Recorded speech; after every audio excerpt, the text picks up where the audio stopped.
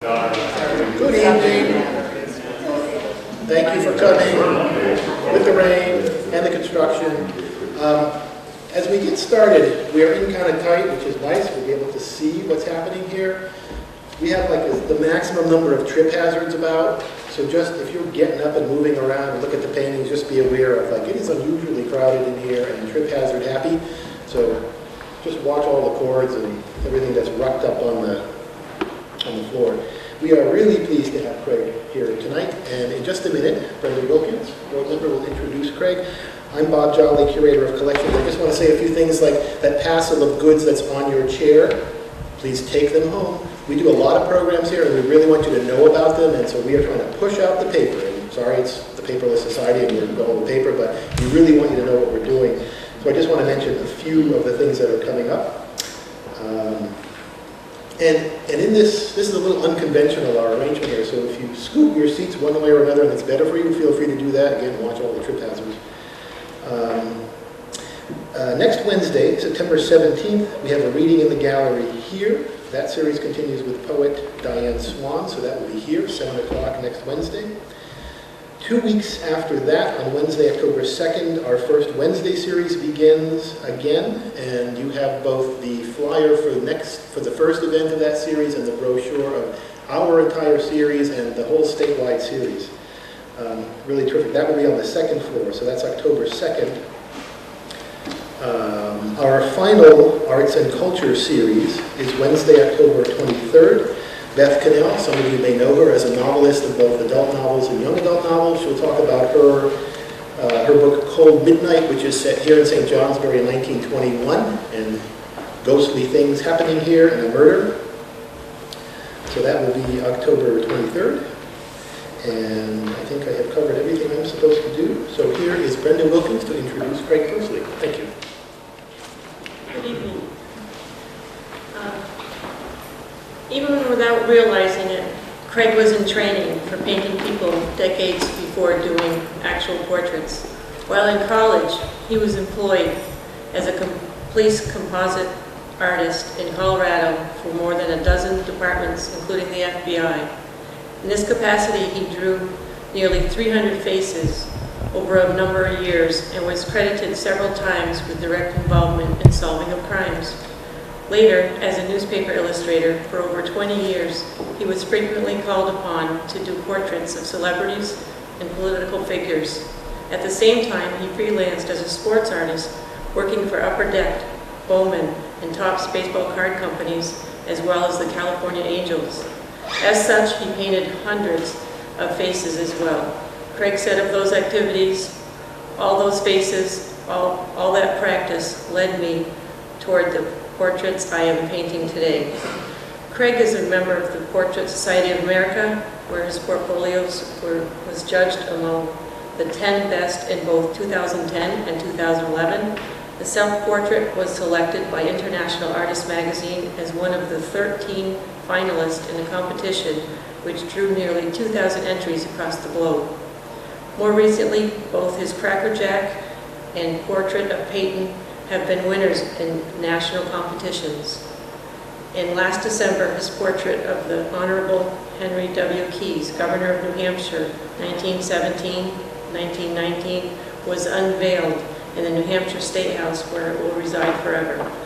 Craig and his wife live and work in Bath, New Hampshire.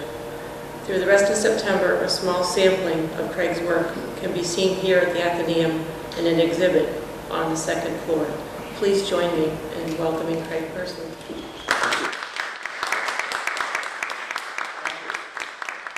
Thank you very much for coming here. I hope this is of value to you.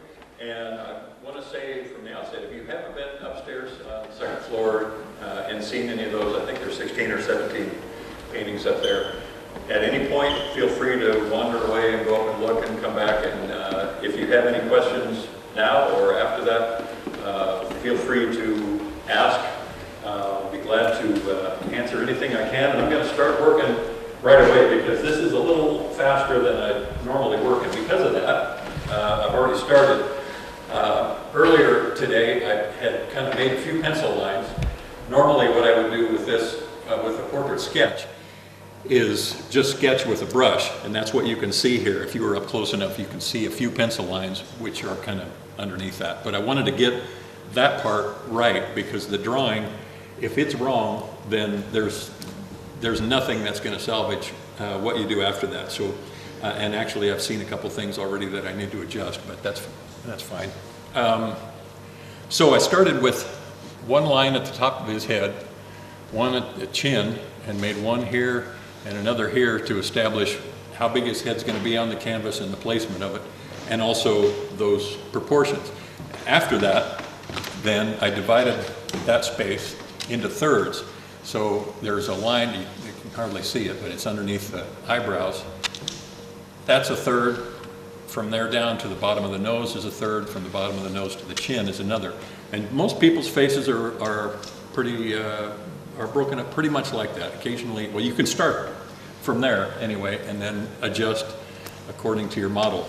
And it would have been nice to have a live model, but since I got to work feverishly, it would mean that they got no breaks, and I would hate to make somebody sit still as long as this would. So I'm working from a photograph here of a guy that used to live in Bath, and by the way, I'm using odorless Turpenoid in there for those of you who are painters or would like to be, as a thinner, and then material called Liquin, which is also a medium and helps the paint dry virtually overnight.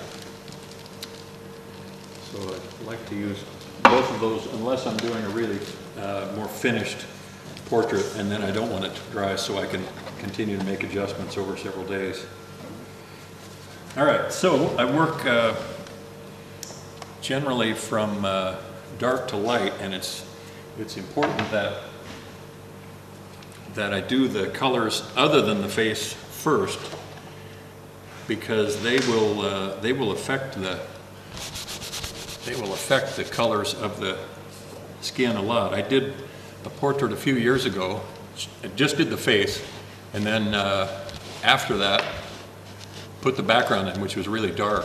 I was really happy with the flesh tones that I had until I put the background in, and then it looked exactly wrong, and I had to repaint everything.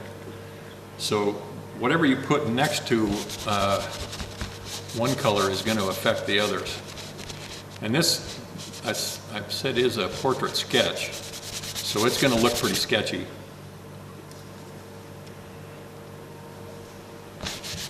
I'm also doing some of this, like that swath just went across where his hair is going to be, and that's fine. I don't care about that.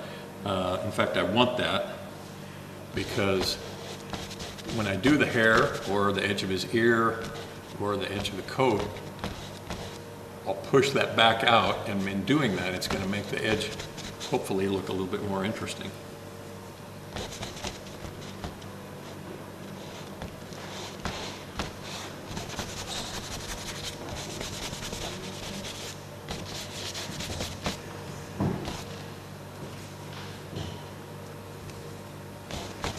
By the way, this is a huge honor to be painting in this room in front of Mr. Bierstadt up there. And I also wanted to say that painting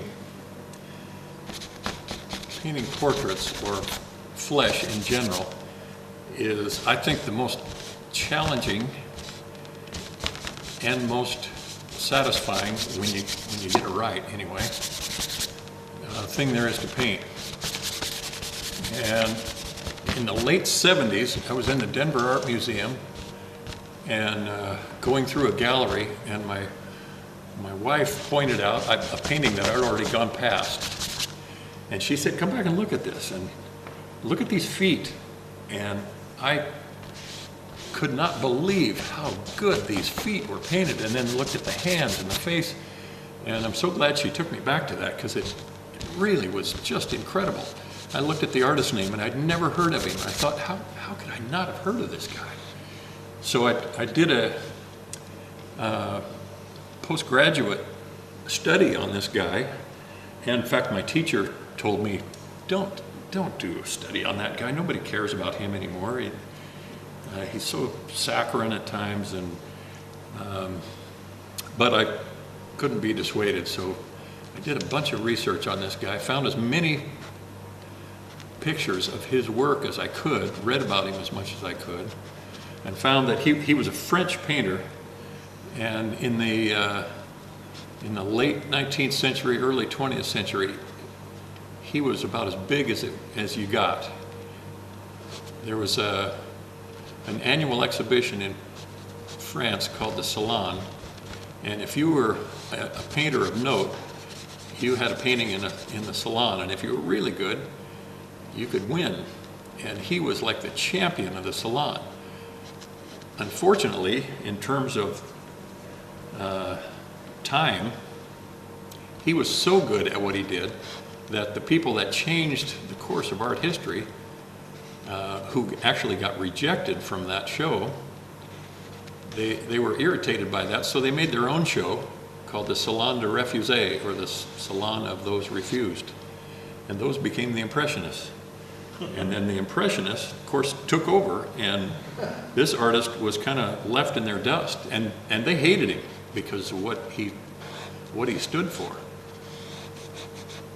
And I think he was an excellent marketer, and they didn't like that either, that, an artist should starve, I think they figured, and he was getting a lot of money for his paintings, and sometimes those paintings were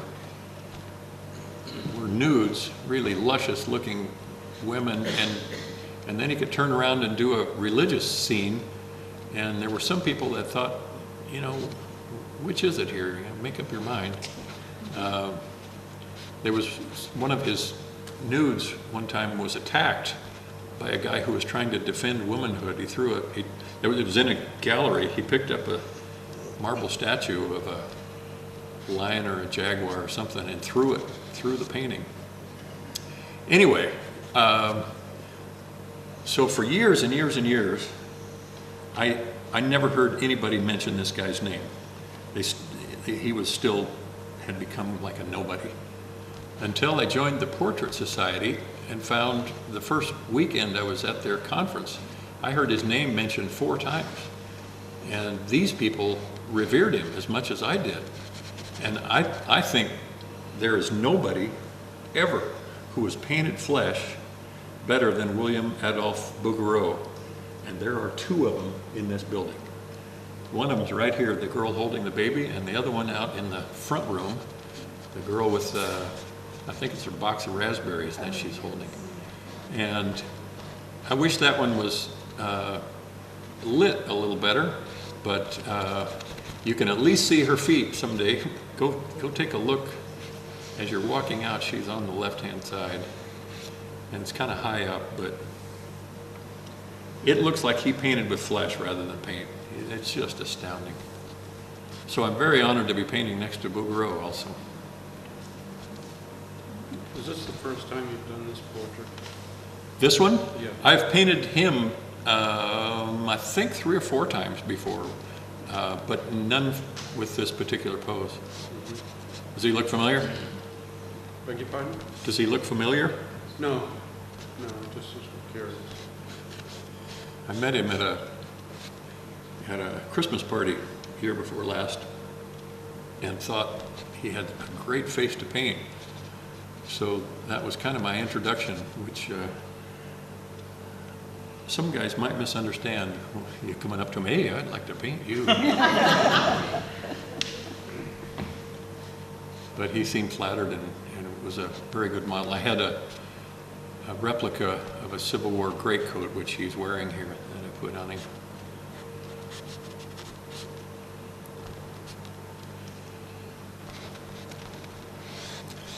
Okay, the clothes I'm going to hack in pretty fast here.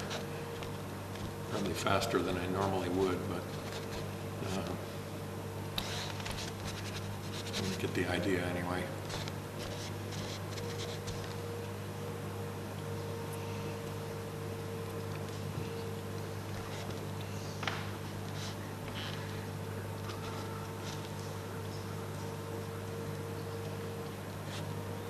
Do you prefer live models? Actually, I prefer working from photos. I have painted from live models, but they tend to relax so much that they start to sag and cave in on themselves sometimes. Yeah. And that could be that I'm just not properly engaging them as they're sitting there. But last summer I did several in the gallery over in Bath, and all but one of them fell asleep at some point.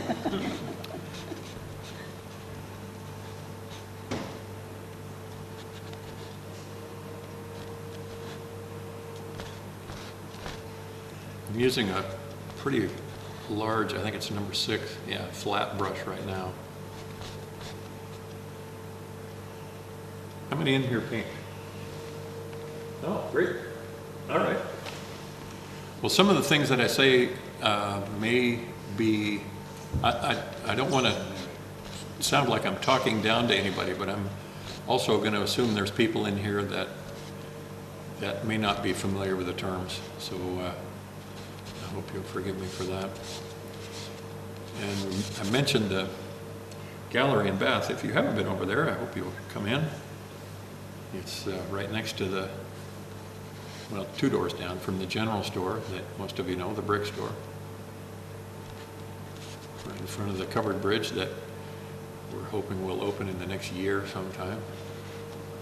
And I live right on the other side of it, so I can see where I work, but I have to drive 11 miles to get there.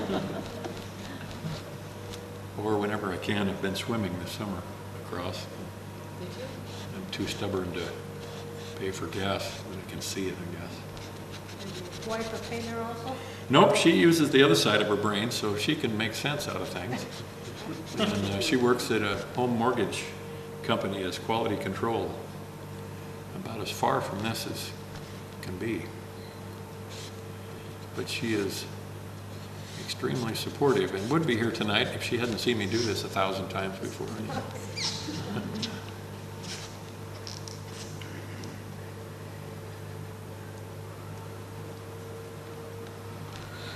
Greg, on some of the pictures, there's a picture on behind you that looks like a scene of cows in the river. How did those, or there, how did the artists remember the lighting and stuff? Did they do like plein air and then go home quick and do it? I think a lot of times in paintings that are that early, they weren't painting outside yet. So I think they may have done maybe some watercolor sketches or something on site, but I'm not sure what year people actually started painting outside in any kind of numbers, but they probably did drawings outside anyway. But it's pretty remarkable when you see how well those are done. Now, did you treat your canvas with anything? Yes, thank you for saying that. I should have mentioned that. It's stained a little bit. I did that earlier today also with some turpentine, so it dried pretty quickly.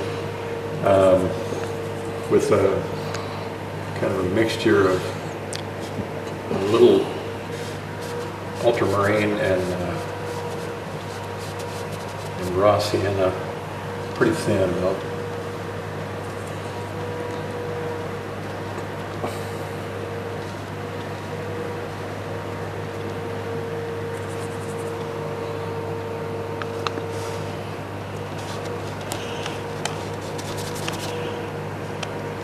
What would you charge for a painting like that? If it was an oil sketch like this, and this size, and a vignette like this it would probably be around $1,000.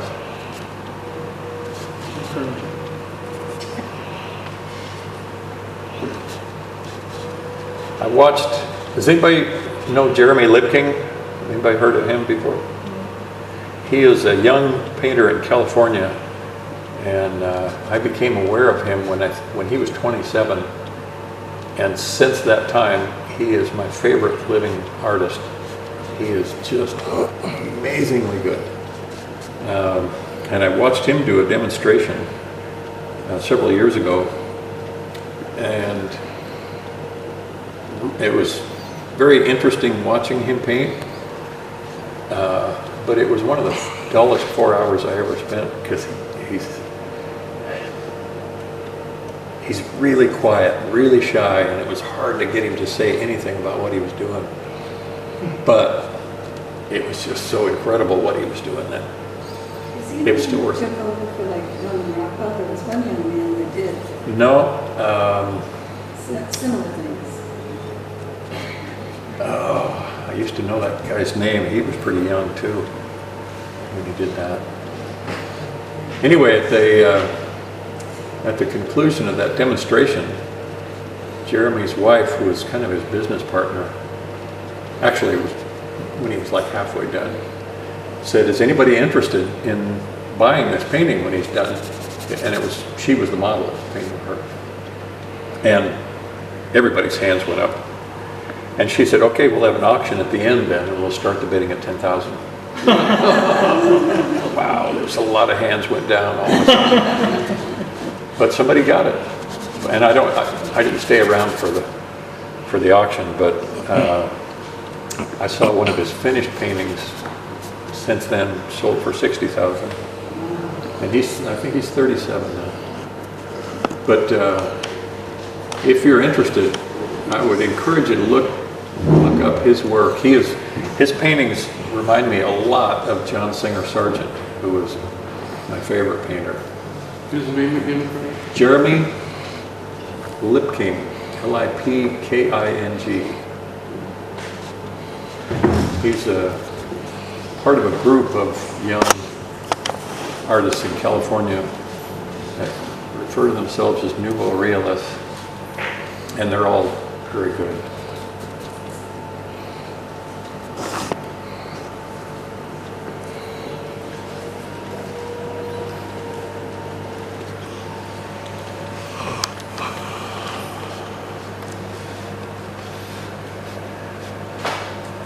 When I was in college, I listened to a talk by, who was the guy that painted all the desserts in the 70s?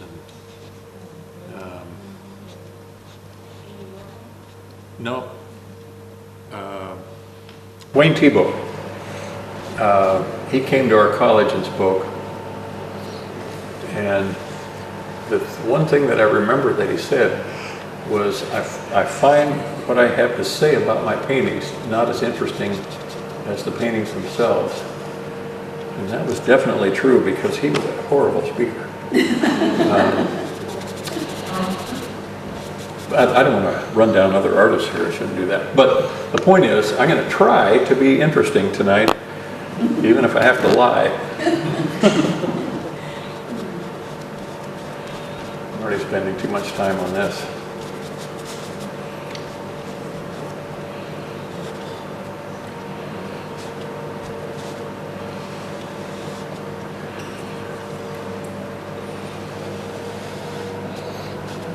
Portrait painting still your favorite, or you moved on to other subjects? I don't know that I really have a favorite. I know that I wouldn't want to paint one thing all the time. I really enjoy portraits, and I really like landscapes, and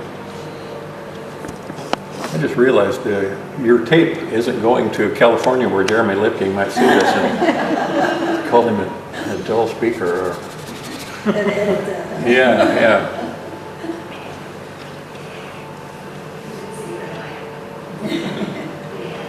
And he's hitting 60,000.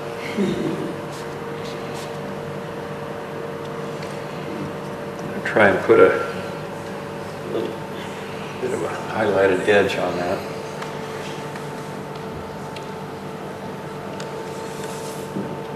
I just got this easel. This is the first, or easel, palette. It's the first time I'm using it, so kind of getting used to that. And it's really, really nice. I've never had one like this. It's twice as thick here as it is everywhere else. So it's very well balanced, and yet it's light even though it's big. And for example,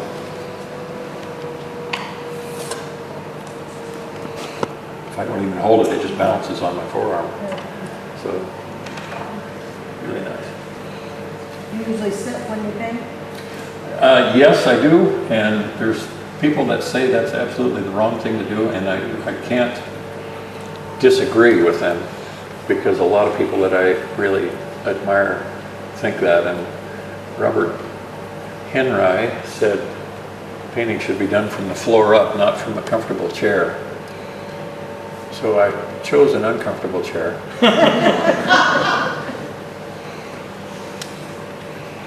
No, actually, it is pretty comfortable. I'm glad that it's padded.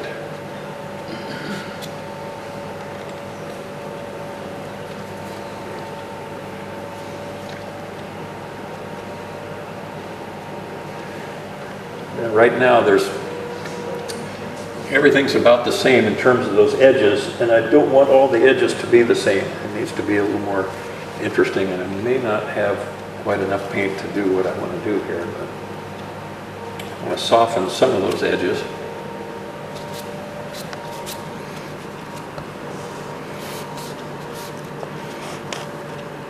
So it doesn't look quite the same.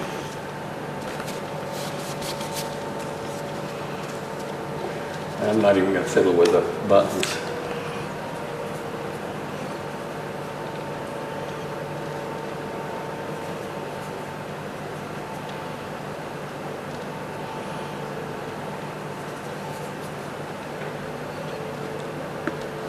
If I've got time, I'll come back and rework that a little bit, trying to make that jacket look a little better.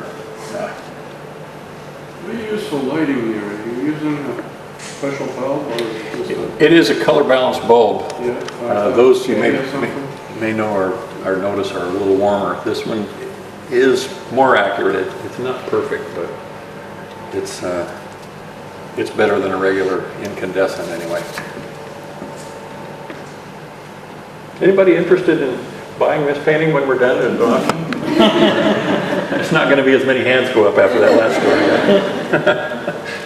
Where are you going to start? You know what? I tell you what, I think I'll start it, just so hopefully there'll be some interest. I'll start it at $50, and whatever it goes for will go to the Athenaeum. How's that?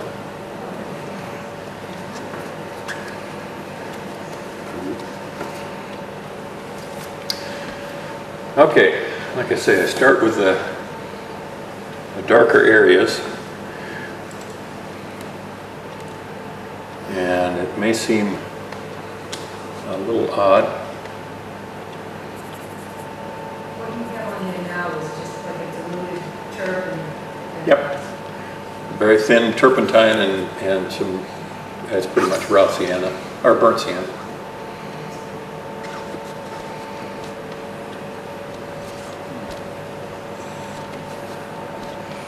I'm going to just kind of hack that in, and then I'll sort of carve it back out. The auction price just went down, didn't it?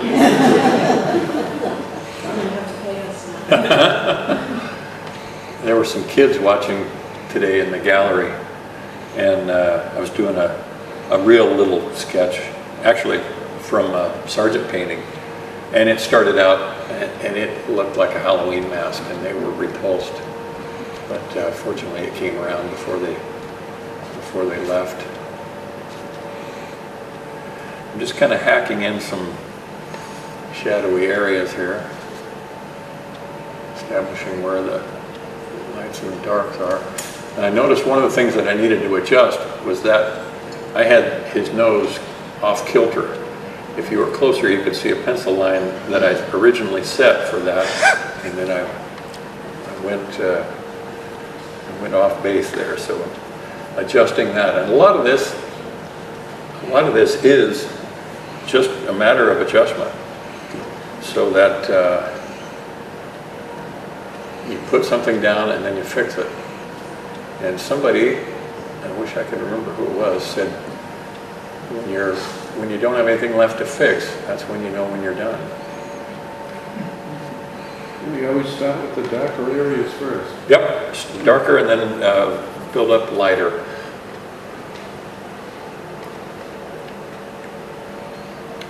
And his mouth a little too wide too.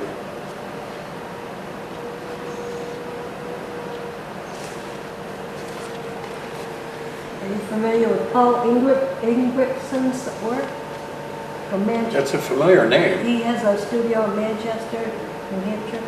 Maybe somebody has come into the gallery and told me about it before. Yeah, they did a write-up on the Smithsonian magazine Oh, really? on different artists, and he's a portrait painter also. Is that a recent issue? No, it's an old one. I don't know how old. Well, when I'm done here, if you wouldn't mind having me write his name down, I'd appreciate it. Okay. I'd like to look him up. One of the things that I've learned from working from photos is that they'll lie to you. So that darkest area there, I know if he was sitting here, it would not be that dark. So I don't allow myself anymore to paint as dark as the photo is, at least on the flesh tones.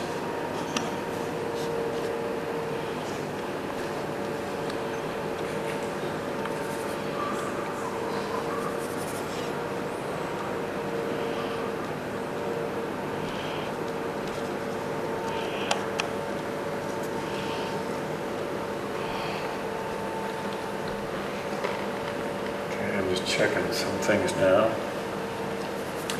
And it's probably time that I get up and stand back and look at it, because that will show things that being close to it won't. And that's really, I think, the value of standing when you work. You can move up and back much easier. And there's Sargent had a carpet in front of his canvas that he wore a path in, just going back and forth and back and forth.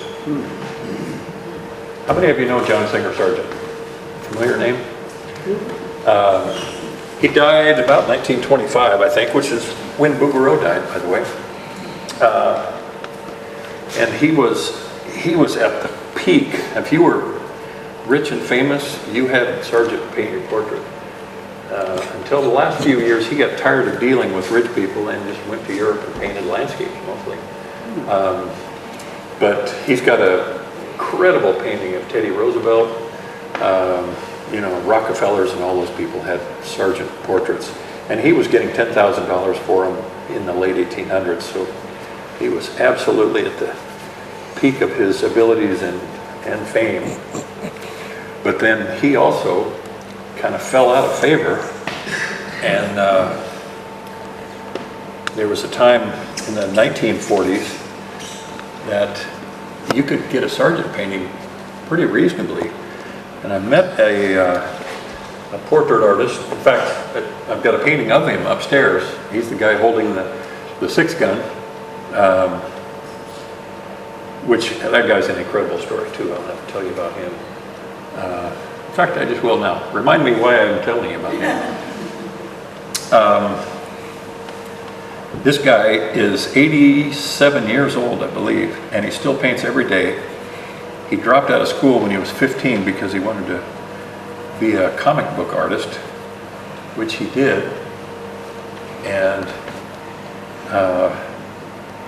after doing that a while, then he started doing illustrations for pulp westerns and detective stories, and honed his craft at that, and got better and better, and eventually by the 1960s he was painting presidents and Hollywood figures and hanging around with them. Some of them still his friends. He's got a great painting of Katharine Hepburn.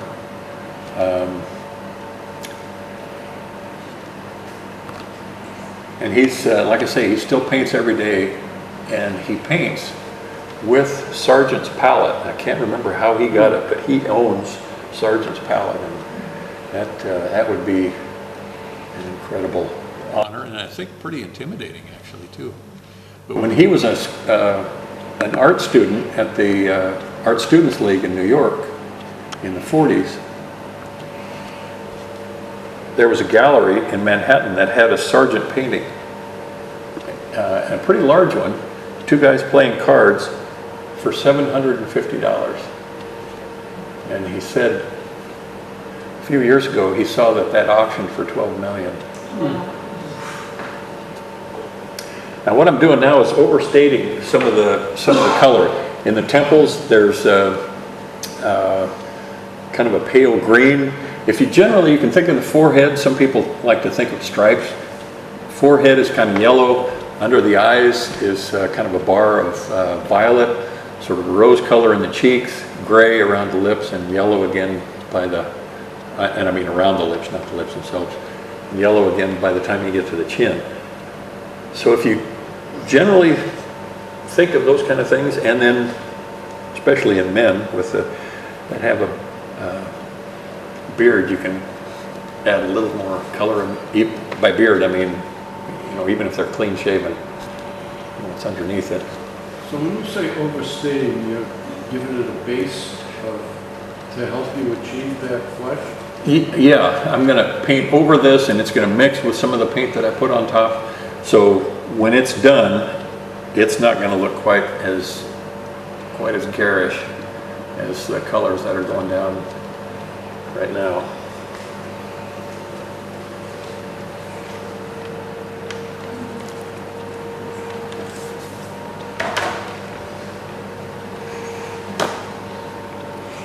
So some of this just must be natural growth because you started so young. Well, somebody asked me earlier today how long I'd been painting. The first painting I remember doing, I was 6, and painting a black horse in first grade. And I can remember thinking that day, boy, they gave us crummy brushes.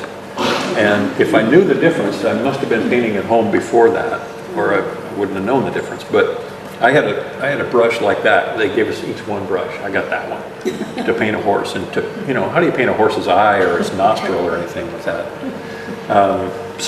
But pretty much at least then and ever since, I've had some job where I've been painting, and feel really, really, really fortunate to be able to say that. My dad managed a packing plant, and I think he probably hated that job. He had to get up at 5:30 every morning to go do a job that he didn't like so that he could provide for us. And then I get to go to work in my tennis shoes and sit and paint all day. That's just almost not fair.